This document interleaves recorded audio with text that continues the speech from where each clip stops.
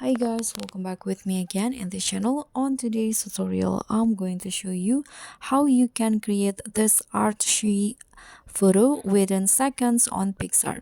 So you can just open the photo on Picsart, and then first you can go to effects, click on these B and W options and select the B and W effects.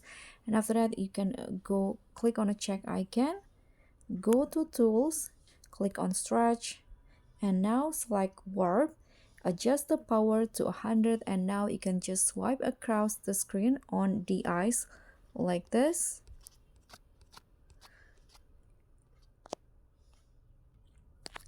And after that, you can just click on a check icon, and let's find the add photo options. Click on this and add the same photo that you selected before.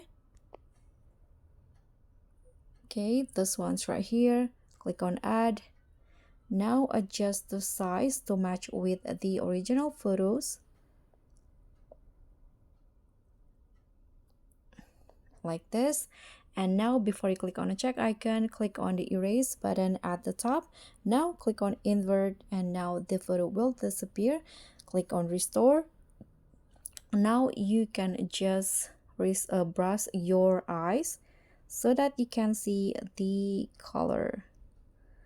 So you can just erase it again if it doesn't